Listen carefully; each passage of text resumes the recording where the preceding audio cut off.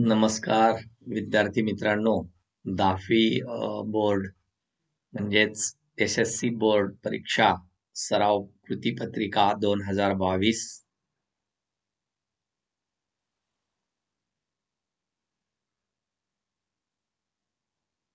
ई zone Marathi education channel पर आप सभी का स्वागत। विद्यार्थी मित्रों, आज हम 10वीं बोर्ड परीक्षा सराव कृति पत्रिका 2022 हिंदी कृति पत्रिका उत्तरों के साथ इस ऑनलाइन लेक्चर में पार्ट 1 में आज हम कृति पत्रिका का ऑनलाइन लेक्चर देखने वाले हैं। पार्ट 1 में पार्ट 1 और पार्ट 2 ऐसे दो अलग अलग ऑनलाइन लेक्चर बनाए गए हैं, क्योंकि समय से बहुत समय हो जाता है, तो इसलिए कुल समय 3 घंटे, अंक 80 गुणों के लिए कृति पत्रिका होती है। तो 2022 एग्जाम के लिए आपको कृति पत्रिका सराव करना है, तो इसलिए इस ऑनलाइन पहले लेक्चर में हम 3 विभागों का विश्लेषण और हिंदी कृति पत्रिका उत्तरों के साथ देखने वाले हैं। विभाग 3 है इसमें, और जो इसी ई जोन मराठी एजुकेशन चैनल पर आपको भाग 2 भी देखने को मिलेगा। यानी पार्ट 1 और पार्ट 2 ऐसे 2 पार्ट बनाए हैं। तो चलिए पार्ट 1 में देखने वाले हैं। जो 3 विभाग होते हैं हिंदी कृति पत्रिका के, वह उत्तरों के साथ में देखने वाले हैं। तो विभाग 1 है गद्य, कुल 20 अंकों के लिए होता है। निम्नलिखित पठित गद्यांश पढ़कर दी गई सूचनाओं के अनुसार कृतियां कीजिए। तो पद्यांश दिया गया है, गद्यांश उसे पढ़ना है। सबसे पहले गोवा, यह नाम सुनते ही सभी का मन तरंग आएंगित हो जो उठता है, और हो भी क्यों ना। यहाँ की प्रकृति, आबोहवा और जीवन शैली का आकर्षण ही ऐसा है कि पर्यटक खुद ब खुद यहाँ खींचे चले आते हैं। देश के एक एक कोने में स्थित होने के बावजूद भी ये छोटा सा राज्य प्रत्येक पर्यटक के दिल की धड़कन है। यही कारण है कि मैं भी अपने परिवार के साथ इंदौर से गोवा जा पहुंचा। खंडवा से मेरे साहब भी सपरिवार हमारे साथ शामिल हो गए। 23 नवंबर को जब गोवा एक्सप्रेस मडगांव रुकी तो सुबह का उजास हो गया था। एक टैक्सी के हॉर्न ने मेरा ध्यान उसकी ओर खींचा और हम फटाफट उसमें बैठ गए। टैक्सी एक पतली सी सड़क पर दौड़ पड़ी। शीतल के झोंकों से मन प्रसन्न हो गया और यात्रा की सारी थकान मिट गई। मैं सोचने लगा कि पर्यटन का भी अपना ही आनंद है। जब हम जीवन की कई सारी समस्याओं से जूझ रहे हो, तो उनसे निजात पाने का सबसे अच्छा तरीका पर्यटन ही है। बदले हुए वातावरण के कारण मन तरोताजा हो जाता है तथा शरीर को कुछ समय के लिए विश्राम मिल जाता है। तो विद्यार्थी मित्रों, हमने यह निम्नलिखित पठित गद्यांश है, यह पढ़ा है। उसके नीचे जो कृति दी गई है, उस कृति को पूर्ण करना है। सबसे पहले कृति दी गई है कि गोवा की और पर्यटकों को आकर्षित करने वाले घटक कौन से ही, वहाँ की प्रकृति और आबोहवा और जीवन शैली। गद्यांश में प्रयुक्त शहरों के नाम गोवा, इंदौर और जो है 2-3 है, 2 से 3 से खंडवा है, इंदौर है।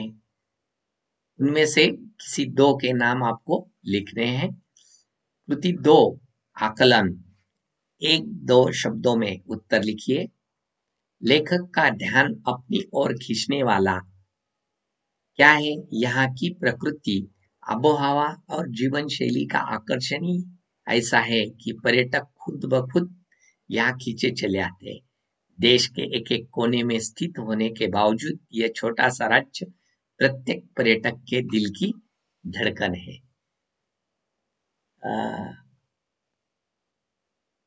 एक शब्दों में लिखना था, लेखक का ध्यान अपनी ओर खींचने वाला हॉर्न, टैक्सी का हॉर्न यहाँ पर लिखना है। समस्याओं से निजात पाने का सबसे अच्छा तरीका क्या है?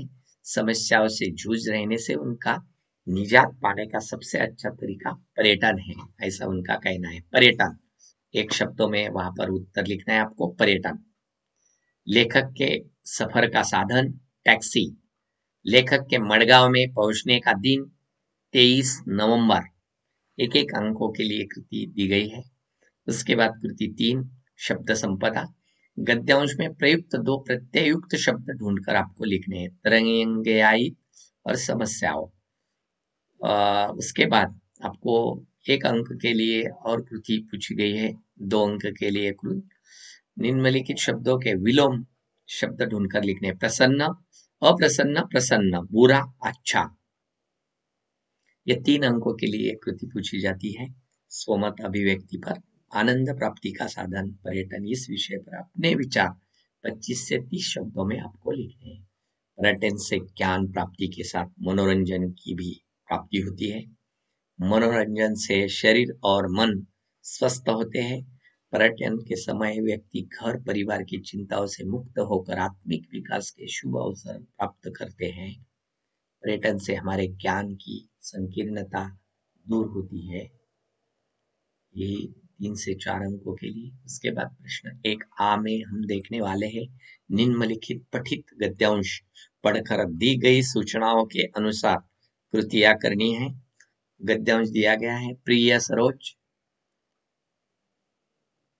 8 अंक तुम्हारा 16 से 18 तक लिखा हुआ पत्र आज अभी मिला।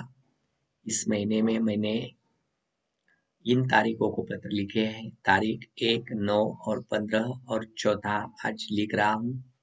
अब तुमको हर सप्ताह में लिखूंगा। तुम्हारी तबीयत कमजोर है, तब तक चिरंजीव रेहाना मुझे पत्र लिखेगी तो चलेगा। मुझे हर सप्ताह एक पत्र मिलना चाहिए।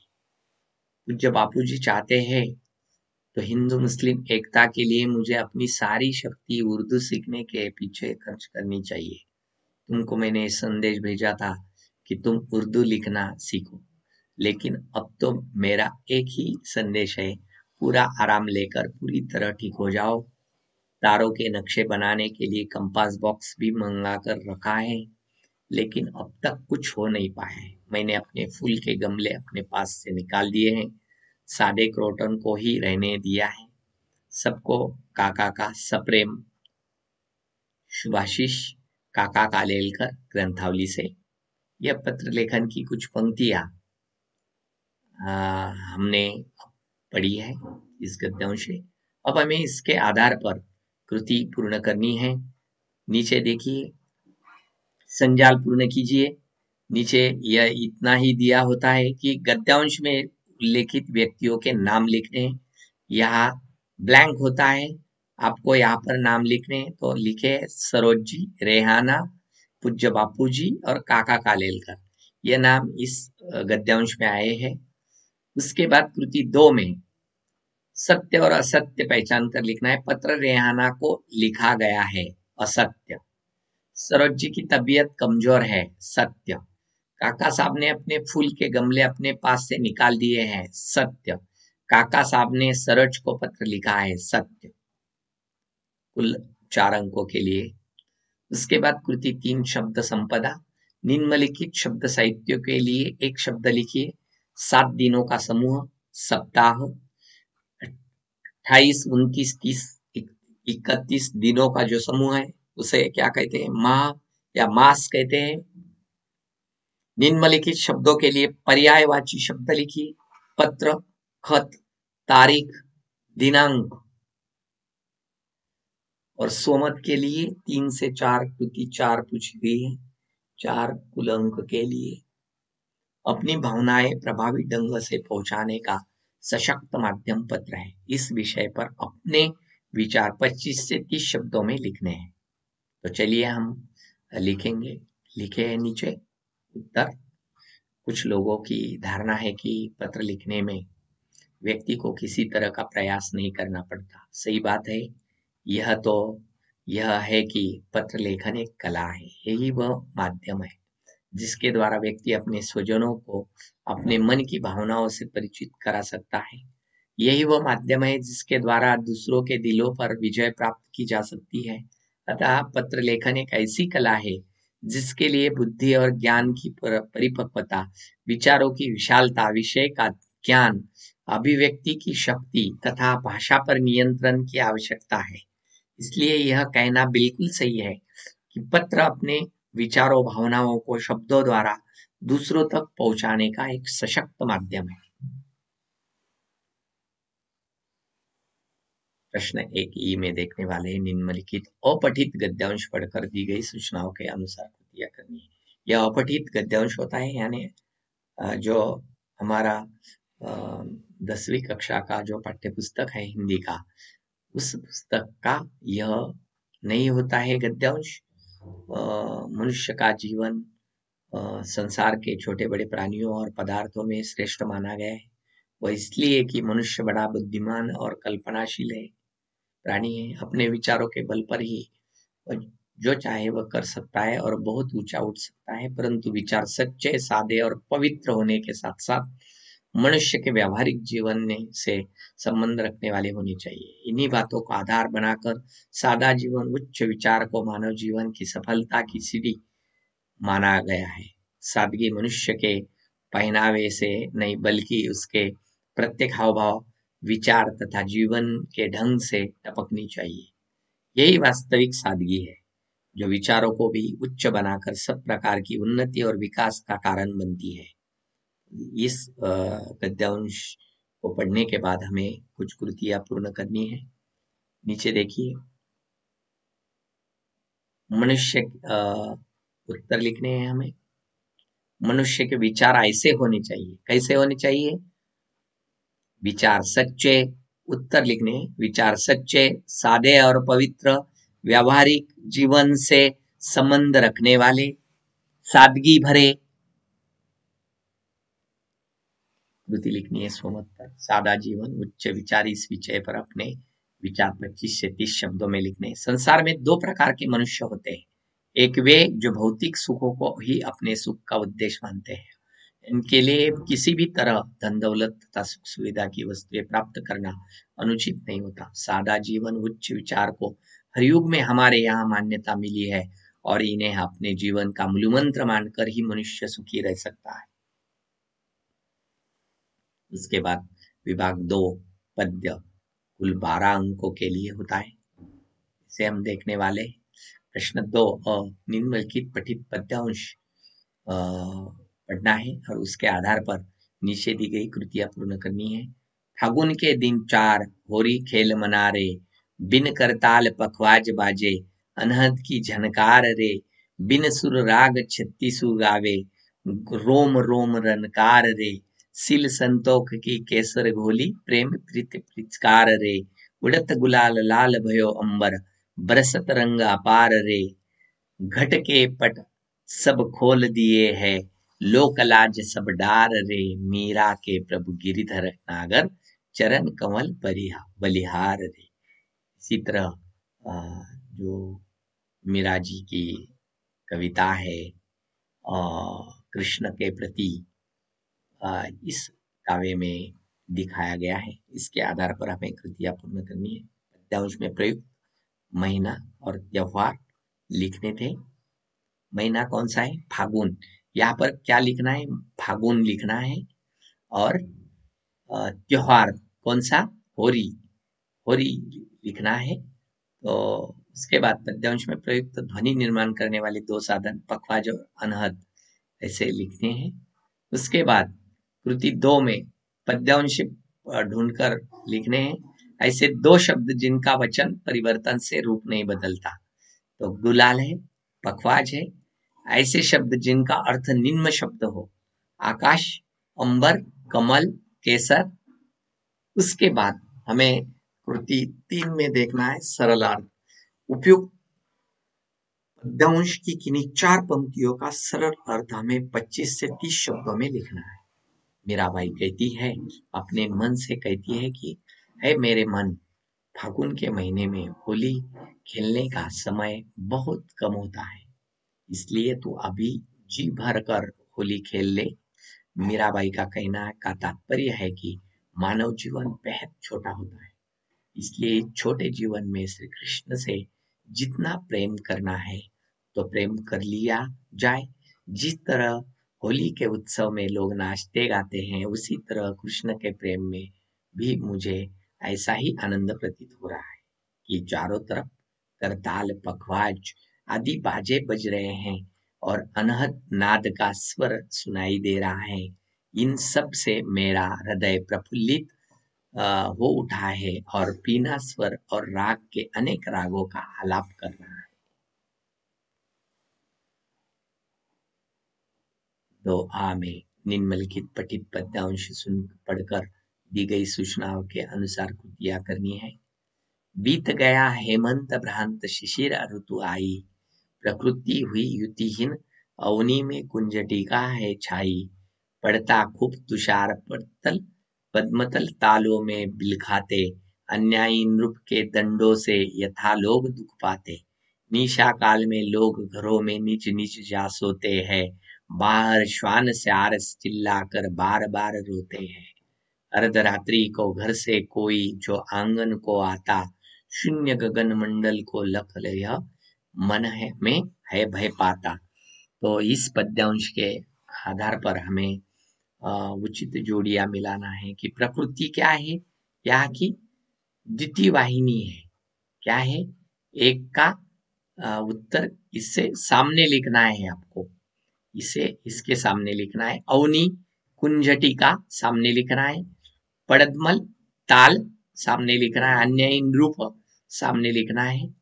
उसके बाद हमें शब्द संपदा सूचनाओं के अनुसार कृति पूर्ण करनी है। लिंग पहचान कर लिखो। नृप पुल्लिंग, प्रकृति स्त्रीलिंग, 2 अंकों के लिए।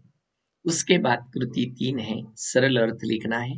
उपयुक्त उद्युक्त पद्यांश की प्रथम 4 पंक्तियों का सरल अर्थ लिखना है। जो कवि कहते हैं कि हेमंत ऋतु का समय बीत गया है और अब शिशिर ऋतु का आगमन हो गया है। शिशिर ऋतु की कंपा देने वाली ठंड के कारण प्रकृति की आभा खत्म हो गई है और पृथ्वी पर धुंधला का छा गया है। ठंड के कारण बर्फ गिर रही है। इसके तालाबों में खिल उठे कमल के फूलों को बहुत कष्ट हो रहा है। कवि कहते हैं ये कष्ट उसी तरह का है जैसे किसी निर्दयी और अन्यायी राजा के तरह तरह के दंडों से उसके राज्य की प्रजा दुखी होती है। इसी तरह इसके बाद विभाग 3 हम देखने वाले हैं। पूरक पठन में 8 अंकों के लिए होता है। निम्नलिखित पठित गद्यांश पढ़कर दी गई सूचनाओं के अनुसार कृतियां पूर्ण करनी है। जिस गली में आजकल रहता हूँ वहां एक आसमान भी है, लेकिन दिखाई नहीं देता। उस गली में पेड़ भी नहीं है, न ही पेड़ लगाने की गुंजाइश ही है। मकान ही मकान है। इसके मकान की इतने मकान है कि लगता है मकान पर मकान लदे हैं। लंद फंद मकानों की एक बहुत बड़ी भीड़ जो एक संकरी गली में फंस गई और बाहर निकलने का कोई रास्ता नहीं है। जिस मकान में रहता हूँ उसके बाहर झांकने से बाहर नहीं, सिर्फ दूसरे मकान और एक गंदी व तंग गली दिखाई देती है। चिड़िया दिखती है लेकिन पेड़ों पर बैठी, आसमान में उड़ती हुई नहीं। बिजली या टेलीफोन के तारों पर बैठी मगर बातचीत करती या घरों के अंदर यहाँ वहां घोंसले बनाती नहीं दिखती। उन्हें देखकर लगता है मानो वो प्राकृतिक नहीं है, रबड़ या प्लास्टिक के बने खिलौने हैं जो शायद ही इधर उधर फुदक सकते हो या चूचू की आवाज निकाल सकते हो। मैं ऐसी संकरी और तंग गली में मकानों की एक बहुत बड़ी भीड़ से, बिजली या टेलीफोन के तारों से, उलझे आसमान से एवं हरियाली के अभाव से जूझते अपने मोहल्ले से बाहर निकलने की भारी कोशिश करते हैं। इसी तरह उसके नीचे पंक्तियां के आधार पर कृति दी गई कि गद्यांश में वर्णित चिड़ियों की विशेषताएं क्या है। पेड़ों पर बैठने वाली, आसमान में उड़ने वाली, टेलीफोन के तारों पर चुपचाप बैठने वाली, घरों के अंदर घोंसले न बनाने वाली, ऐसी चिड़िया की विशेषताएं हैं। उस पर स्वमत आधारित जो कृति दी गई है कि बढ़ती हुई जनसंख्या का मनुष्य जीवन पर प्रभाव के बारे में अपने विचार 25 से 30 शब्दों में लिखते हैं। जनसंख्या वृद्धि किसी भी क्षेत्र में लोगों की संख्या बढ़ने को कहा जाता है। पूरे दुनिया में मनुष्य की जनसंख्या हर साल लगभग 8.3 करोड़ या 1.1 करोड़ % की दर से बढ़ती जा रही है। आगे भी इसकी संख्या में बढ़ाव की उम्मीद है और ये अंदाजा लगाया जाता है कि 2030 तक के मध्य तक ये आबादी 8.6 अरब हो जाएगी और 2050 तक 9.8 अरब तक हो जाएगी। यानी उसका विचार हमने लिखा है। उसके बाद प्रश्न 3A में हम देखने वाले पठित पद्यांश पढ़कर दी गई सूचना के अनुसार कृति करनी है।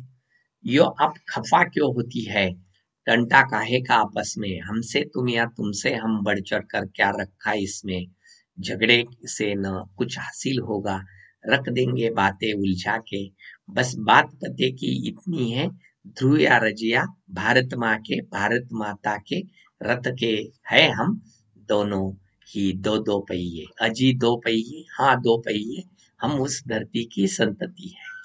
इस पद्यांश के आधार पर कृतियां पूर्ण करनी है। आकलन पर पद्यांश में उल्लेखित स्त्री पुरुष समानता दर्शाने वाली पंक्तियां चुनकर लिखिए। ध्रुव या रजिया भारत माँ के, रथ के है हम दोनों ही दो दो पहिए, ये दो पंक्तियां हैं। इस पर दो पंक्तियां सोमत लिखना है। अभिव्यक्ति, झगड़े से कुछ हासिल नहीं होता, अपने विचार से 25 से 30 शब्दों में लिखना है। लड़ाई और लगातार बहस से कोई उचित दिशा नहीं मिलती, हमें शांतिपूर्ण दिमाग के साथ साथ मुद्दों पर चर्चा करने की आवश्यकता है। और जब हम किसी स्थिति को समझने की मानसिक स्थिति में होते हैं, कभी कभी लोग सिर्फ किसी को चिढ़ाने और धमकाने में लगे रहते हैं और वे उस व्यक्ति से प्रतिक्रिया की उम्मीद नहीं कर सकते। इसी प्रकार हमने विद्यार्थी मित्रों पार्ट 1 10वीं कक्षा बोर्ड एग्जाम का पार्ट 1 हमने देखा है। उस पार्ट 1 में हमने विभाग 1 से 3 विभाग हमने देखे हैं। उसके बाद आपको क्या करना है विद्यार्थी मित्रों, पार्ट 2 इस ऑनलाइन लेक्चर का पार्ट 2 भी देखना है, क्योंकि उसमें विभाग 4 और विभाग 5 जो महत्वपूर्ण होता है उसे भी आपको देखना है।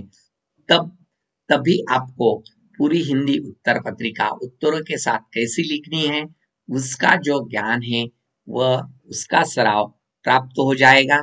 इसलिए आप सभी ने यह अंत तक देखा। आप सभी को मेरी ओर से धन्यवाद।